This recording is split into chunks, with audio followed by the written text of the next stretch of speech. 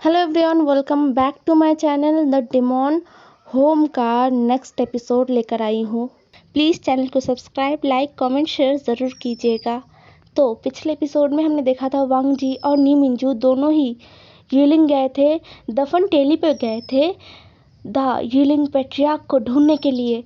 और वहाँ पर वो दोनों पूरे रात उल्टे लटके थे।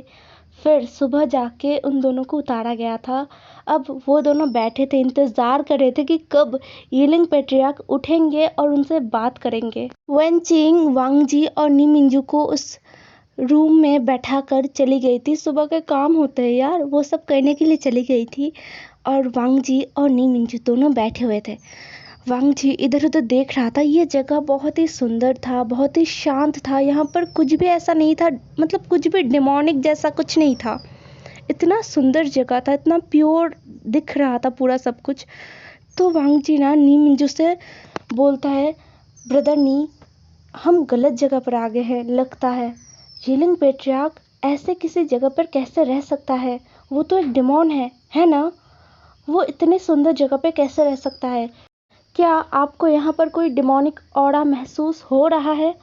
नी मिंजू ने अपना सर ना में हिलाया और बोला, नहीं, लेकिन हम गलत जगह पर कैसे आ सकते हैं? यही तो उस डिमोन का घर है। सालों से सुनते आ रहा हूँ कि यहीं पर वो डिमोन रहता है। तो हम कैसे गलत जगह पर आ सकते हैं वांग जी? मुझे लगता है हमें थोड़ी देर इंतज़ार करना चाहिए और मिलना चाहिए उनसे। वांग जी और नी मिंजू बाहर की तरफ देखते हैं। बाहर सारे लोग काम काज में लग गए थे, मतलब अपने अपने काम में लग गए थे। खेती बाड़ी, सुबह का ब्रेकफास्ट बनाना, बच्चों को नहलाना, यही सब कर रहे थे, घर के काम कर रहे थे। तो सब लोग बिजी थे। वांग जी और नी मिंजू बैठे हुए थे।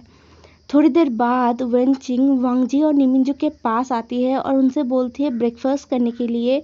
नी मिंजू और वांग जी मना कर रहे थे, बट wen चिंग ने कहा कि आप लोग यीलिंग पेट्रियार्क से मिलने आए हो, वो दोपहर से पहले नहीं उठेंगे।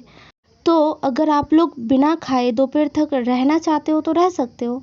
यह सुनने के बाद वांग जी और नी मिंजू दोनों ही उठ गए थे खाना खाने के लिए। उनको भी भूख लगा है। पूरे रात वो दोनों उल्टे लटके हुए थे, तो उनको कैसे भूख ना लगता। तो वो दोनों ही ब्रेकफास्ट करने के लिए मान गए थे। उनको ब्रेकफास्ट दिया गया, उन्होंने ब्रेकफास्ट किया। उसके बाद फिर से इंतज़ार करना होगा उनको। तो वो जो जगह है ना दफन टेली के, जहाँ पर वो लोग रहते हैं, ये जो वेंस रहते हैं, ये जगह घूमने लगते हैं। यहाँ पर खेती बाड़ी सब कुछ हो रहा था। जो कुछ भी इंसानों के लिए ज़रूरत होता है जीने के लिए, सब कुछ यहाँ पर है। ऐसे ही दोपहर हो जाता है। अब हमें एक केव दिखाया जाता है जिसके सामने wen चिंग खड़ी थी। वो चिल्ला रही थी और बोल रही थी कि तुम अब उठोगे? अगर तुम 2 मिनट के अंदर उठकर बाहर नहीं आए तो मेरे ये नीडल्स तुम्हें उठाएंगे। ये बोलने का देरी ही था कि केव का जो दरवाज़ा है ना वो खुल गया था और एक इंसान जल्दी से हड़बड़ा कर अपने रोप्स को ठीक करते हुए बाहर आया और उसने कहा, तुम मुझे सोने क्यों नहीं देते? तुम्हारा प्रॉब्लम क्या है? और कितना सोओगे? wen चिंग चिल्ला कर बोलती है, कितना सोओगे? और हाँ, दोपहर हो गया है। तुमसे मिलने के लिए 2 इंसान कल रात से यहाँ पर है। तो वो इंसान जो अभी अभी केव से बाहर आया था, उसने बोला, क्या रात को आए थे? मतलब वो लोग दफन टेली के अंदर कैसे आ गए? wen चिंग ने कहा, उन्होंने बैरियर को तोड़ा था।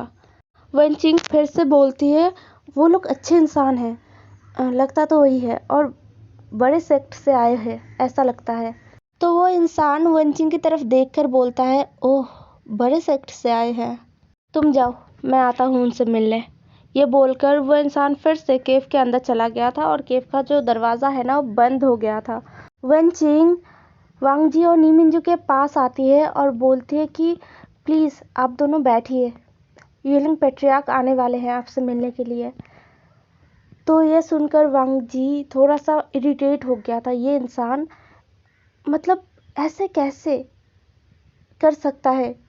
कोई उनसे मिलने के लिए आया है और वो इंसान इतना ज़्यादा इंतज़ार करवाते हैं। ये तो डिसरिस्पेक्ट हुआ।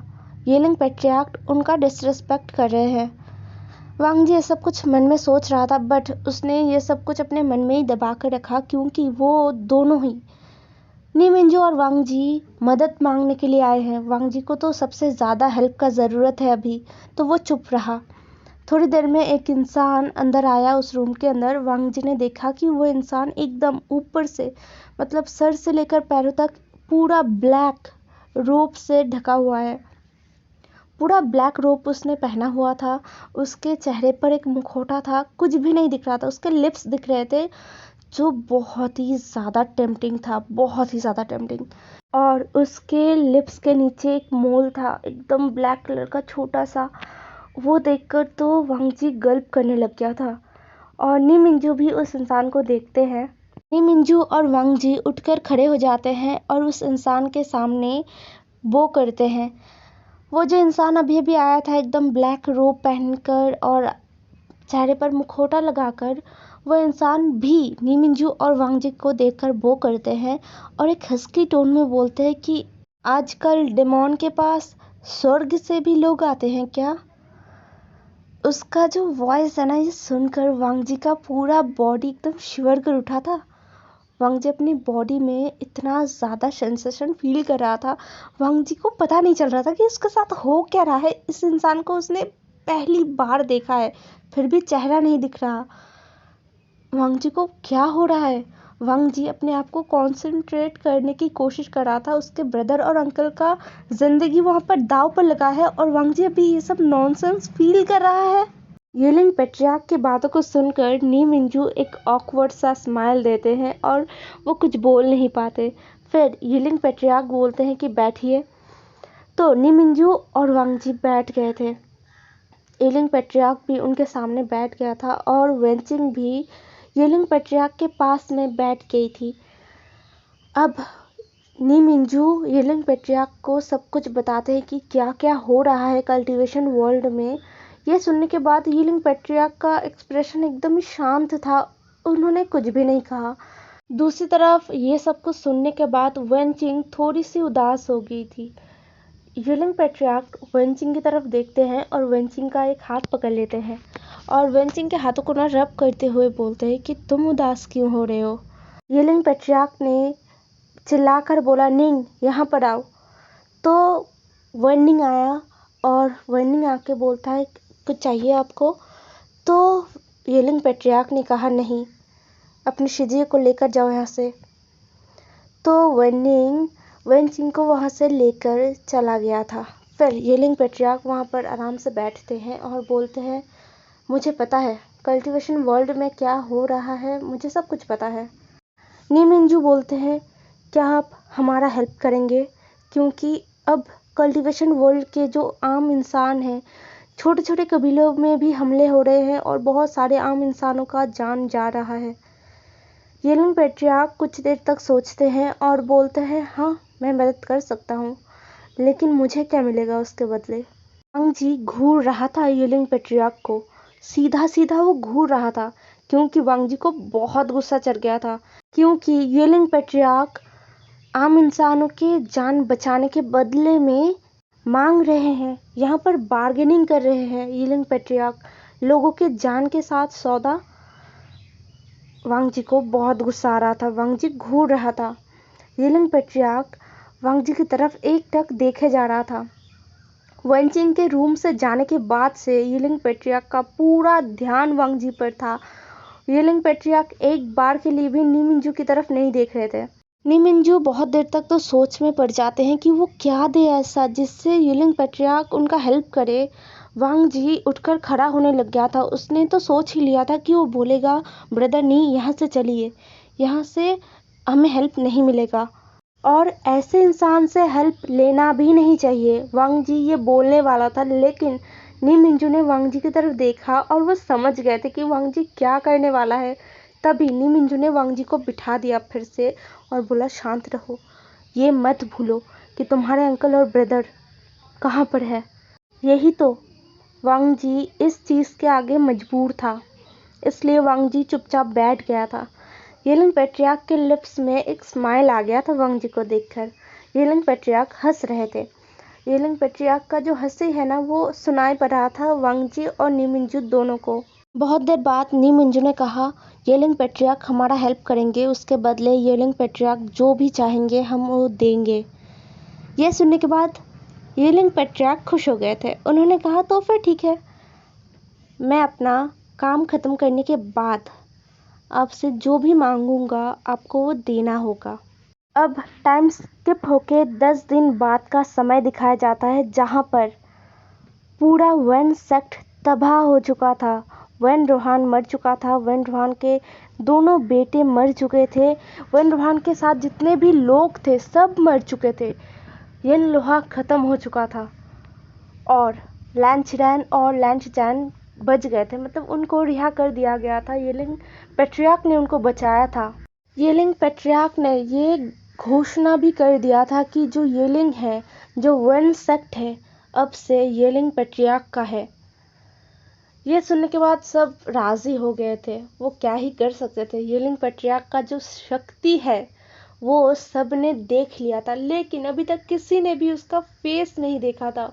येलिंग पेट्रियार्क के फेस के ऊपर एक मुखौटा रहता ही था हमेशा। 2-3 बार सारे जो सेक्ट के लीडर्स हैं, सैनिक है, कुल प्रमुख है, सब ने देखा था, लेकिन येलिंग पेट्रियार्क असल में कैसे दिखते हैं वो किसी ने भी नहीं देखा था। और अभी तो सबके दिमाग में कुछ और ही खिचड़ी पक रहा था कि क्या होने वाला है। कोई भी कुछ सोच नहीं पा रहा था। येलिंग पेट्रियार्क क्या मांगने वाले हैं उनसे।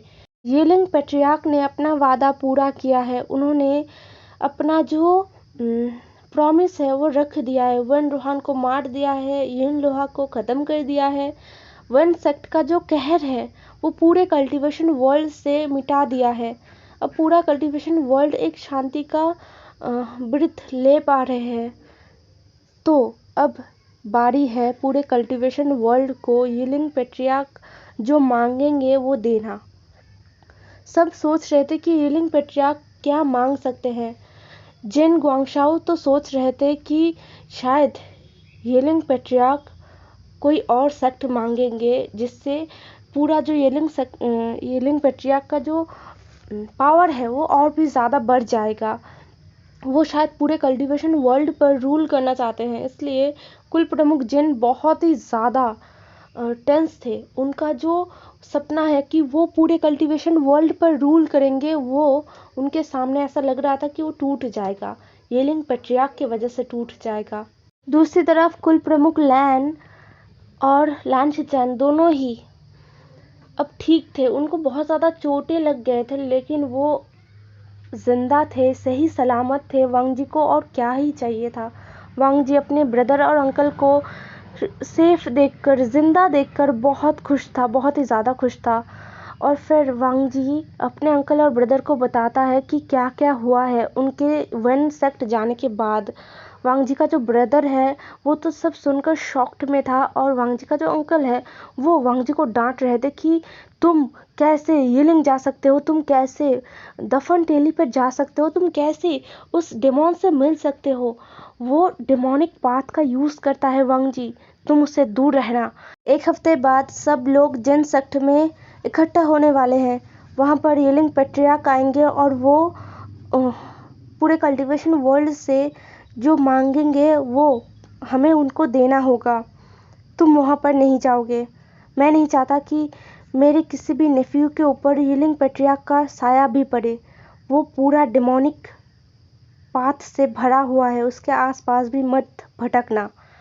तो वांग जी ने अपना सर हाँ में हिला दिया। वांग जी बोलना चाहता था कि उस जगह पे बिल्कुल भी डेमोनिक ऑरा नहीं था। वो जगह तो कितना अच्छा था, येलिंग कितना अच्छा था, दफन टेली कितना ज़्यादा अच्छा था, वहाँ के लोग कितने अच्छे थे। हाँ, येलिंग पेट्रियार्क थोड़े से अजीब थे, थोड़े से अखरू थे और शेल्फिश था, लेकिन फिर भी उसने मदद किया है। तो वो अपने अंकल से ये सब कुछ बोलना चाहता था वांग जी, लेकिन अंकल चिरन ने कहा एक भी वर्ड नहीं, जाओ जाके सेक्ट का काम करो, जितने भी घर टूट गए हैं उनको रिपेयर करने में हेल्प करो सबका। तो वांग जी अपने अंकल को बो करके चला गया था। अंकल चिरन भी टेंस थे कि येलिंग पेट्रियार्क क्या करने वाला है। उसने तो जो वन सेक्ट है उसको अपना बना ही लिया है। उसके बाद वो अपनी शक्ति को और बढ़ाना चाहेगा और पूरे कल्टीवेशन वर्ल्ड पर राज करना चाहेगा। इससे तो पूरे कल्टीवेशन वर्ल्ड में डेमोनिक जो पाथ है वो फैल जाएगा और ज़्यादा। वेन रोहन से भी ज़्यादा खतरनाक है येलिंग पेट्रियार्क। उसके पास और भी ज़्यादा भयानक ब्लैक एनर्जी है, तो उससे तो और भी ज़्यादा खतरा है पूरे कल्टीवेशन वर्ल्ड को। अंकल चिरन यही सब सोचे जा रहे थे। तो ऐसे ही एक हफ्ता निकल जाता है और दिन आता है जब येलिंग पेट्रियार्क अपना प्राइज मांगने के लिए आएंगे। वो वाला दिन सारे कुल प्रमुख एक साथ जिन सेक्ट में बैठे हुए थे और वो लोग सब टेंस थे। दूसरी तरफ हमें दफन टेली का दिखाया जाता है जहाँ पर येलिंग पेट्रियार्क रेडी हो रहा था जिन सेक्ट आने के लिए। वेन चिंग उसके पास जाता है और बोलता है, वी वुशियान, तुम क्या करने वाले हो, मुझे बताओगे? मुझे तो कुछ समझ नहीं आ रहा है कि तुम क्या कर रहे हो। तो वी वुशियान मतलब हमारा विंग बोलता है, वेन चिंग इतना शोर मत मचाओ, मैं कुछ भी नहीं करने वाला हूँ। मैं बस वहाँ पर जाऊँगा और ढेर सारा पैसा मांगूंगा जिससे मैं वन सेक्ट को फिर से खड़ा कर पाऊँ और वहाँ पर जितने भी बचे कुचे वेंस हैं जो कल्टीवेटर नहीं है, साधारण इंसान है, उनको लेकर रह पाऊँ और हम भी वहाँ पर शिफ्ट हो जाएंगे। यह सुनने के बाद वेन चिंग थोड़ी देर चुप रहती है और बोलती है, क्या हमें वहाँ पर जाना चाहिए? मुझे वन सेक्ट बिल्कुल भी पसंद नहीं है। वहाँ पर अभी भी मुझे ऐसा महसूस होता है कि उनका साया है। ये सुनने के बाद विंग हंसता है और बोलता है, तुम्हें पता नहीं है तुम किसके साथ रहते हो? मेरे साथ रहकर तुम्हें भूत प्रेतों से डर लगता है? तुमने तो मेरा नाम ही डुबा दिया है। वन चिंग विंग का कान पकड़ता है और बोलता है, चुप रहो और जाओ।